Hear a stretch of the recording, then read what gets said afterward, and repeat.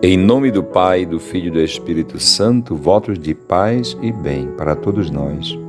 Hoje nós vamos ler o Evangelho de Mateus, capítulo 14, versículos de 22 a 26. Logo em seguida, forçou os discípulos a embarcar a água e aguardá-lo na outra margem, até que ele despedisse as multidões. Tendo-as despedido, subiu ao monte, a fim de orar a sós. Ao chegar à tarde, estava ali sozinho. O barco, porém, já estava a uma distância de muitos estádios da terra agitada pelas ondas, pois o vento era contrário. Na quarta vigília da noite, ele dirigiu-se a eles caminhando sobre o mar.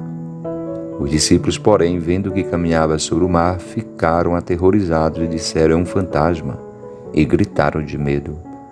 Porém Jesus lhes disse: "Tende confiança, sou eu, não tenhas medo."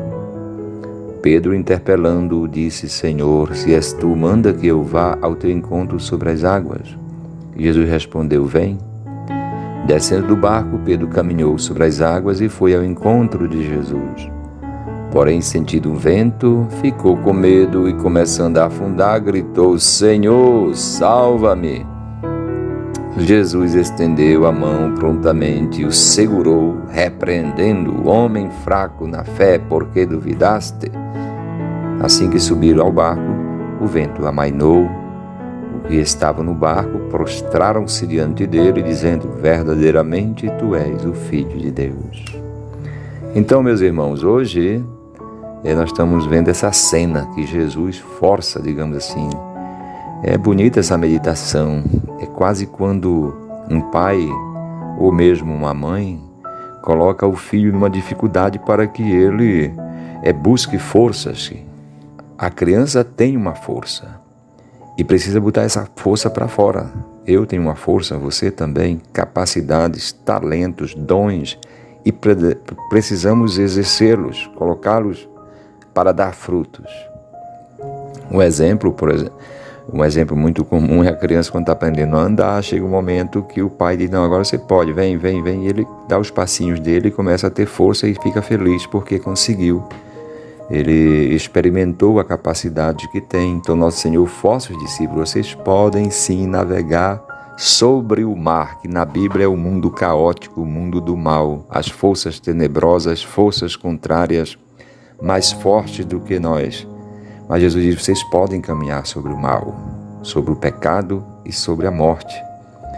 É verdade que o vento é contrário, existem as dificuldades. A igreja é como essa barca que singra o mar. E todos nós somos convidados, convocados a caminhar sobre o mar. Estamos no mês de agosto, mês vocacional. O Senhor nos chama a isso. Tenhamos coragem.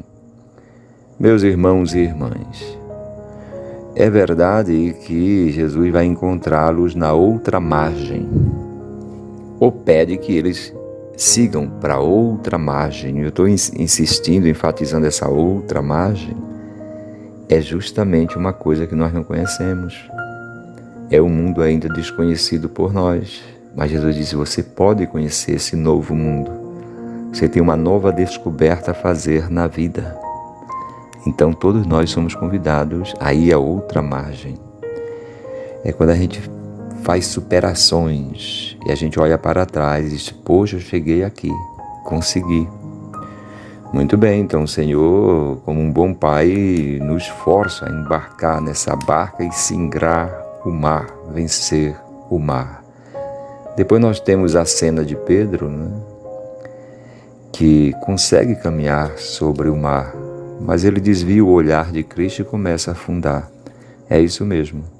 Mantendo os olhos fixos em Jesus, nós vamos olhar para Ele. Por vezes vamos ver Ele olhando para nós e por vezes nós vamos vê-lo olhando para outra coisa. Mas se a gente estiver olhando o olhar dele, a gente vai saber para onde Ele está olhando. Isso também é uma nova descoberta, saber para onde o Senhor olha. E aí é que o nosso olhar se deve dirigir. Para onde andamos olhando? É uma pergunta que se faz. Se a gente não olhar os olhos de Jesus, nós vamos afundar. Muito bem, meus irmãos, então a cena continua. Os discípulos vão fazer uma grande experiência, não é? Senhor, salva-me, né? Pedro disse, salva-me. Os discípulos também estavam meio que amedrontados. Senhor, pede que tenham fé. Eles conseguiram. E com Jesus na barca, o vento amainou. E São Mateus nos catequiza. Verdadeiramente tu és o Filho de Deus. Então a igreja, todos nós somos chamados a proclamar Jesus como Filho de Deus. E eles fizeram aquela descoberta quando experimentaram Jesus na vida deles. Eles chegaram àquela conclusão, tu és o Filho de Deus. Portanto, não é só uma coisa que a gente aprende na catequese como 2 e 2 são 4. Então, Jesus é o Filho de Deus. A descoberta verdadeira para você revelar Jesus é o Filho de Deus. Dizer isso, proclamar, é fazer a experiência que Ele nos fez caminhar sobre o mar.